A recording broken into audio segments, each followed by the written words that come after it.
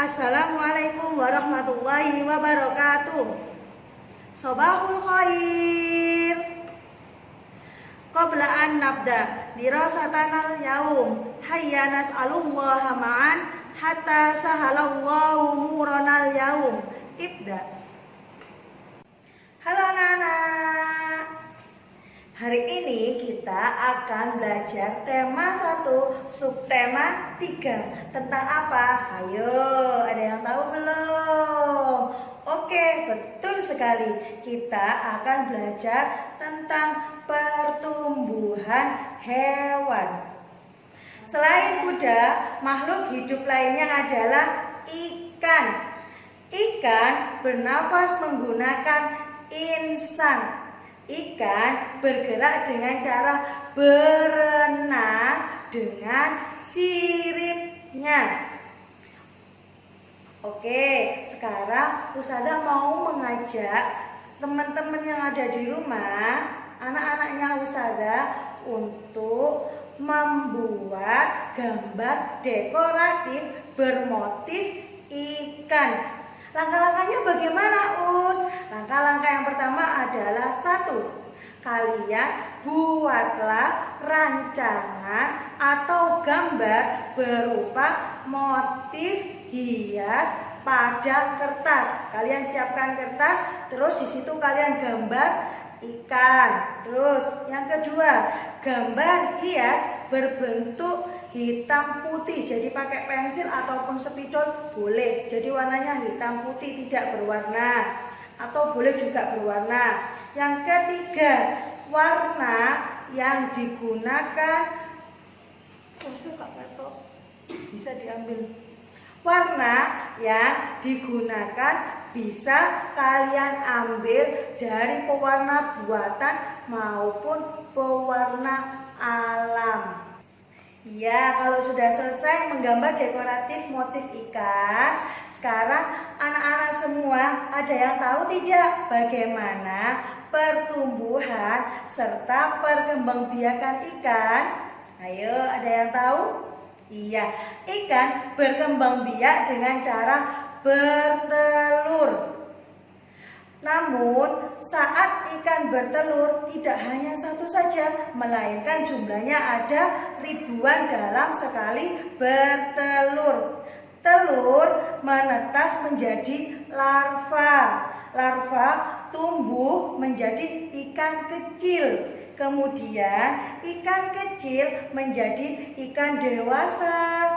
Ikan bernafas menggunakan insan, sedangkan bergerak dengan cara berenang menggunakan sirip. Oke, sekarang adalah perkalian dengan hasil 1000. Contohnya 300 dikali 5.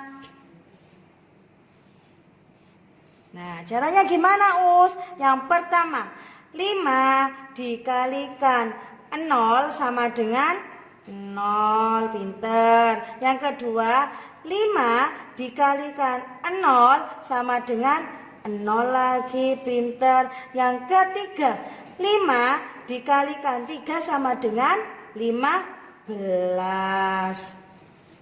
Dan hasil perkalian dari 300 dikali 5 adalah 1500. Oke, selain ikan ada makhluk hidup lainnya. Contoh hewan lainnya apa? Kupu-kupu. Daur hidup kupu-kupu dimulai dari telur. Telur tersebut diletakkan di atas daun. Kemudian telur menetas menjadi larva. Larva pada kupu-kupu biasanya disebut dengan ulat. Saat menjadi ulat, lama-lama dirinya akan membungkus dirinya sendiri dengan benang yang dihasilkan dari air liurnya. Setelah itu baru berubah menjadi kepompong.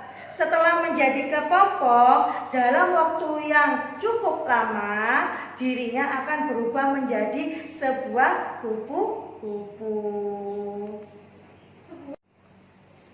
Ada banyak jenis kupu-kupu yang sering kita temui di sekitar kita. Kupu-kupu ada yang besar, ada yang kecil, ada yang warnanya merah, ada yang hitam, dan sebagainya. Oleh karena itu, mari sekarang bersama-sama kita menirukan gerak kupu-kupu. Kira-kira anak-anak sudah tahu apa belum? Bagaimana cara gerak kupu-kupu itu? Oke, kalau belum tahu, kita coba sekarang bersama-sama. Yang pertama, posisikan tidur terlentang sambil mendekap kaki dan badan. Itu adalah contoh gerak seperti telur. Yang kedua, posisikan badan merangkak.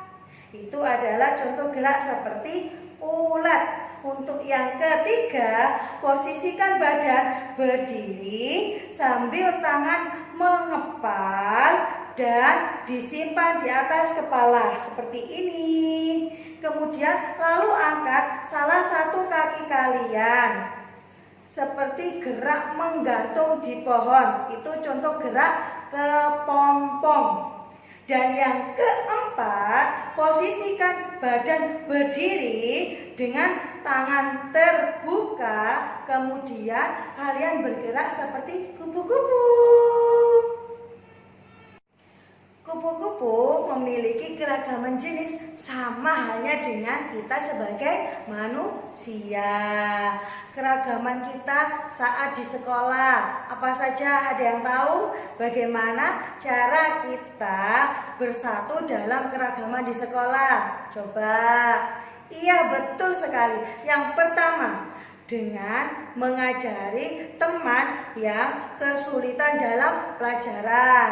Yang kedua, menolong teman yang terkena musibah. Yang ketiga, tidak membeda-bedakan dalam berteman. Dan yang keempat, menasehati teman yang melakukan kesalahan.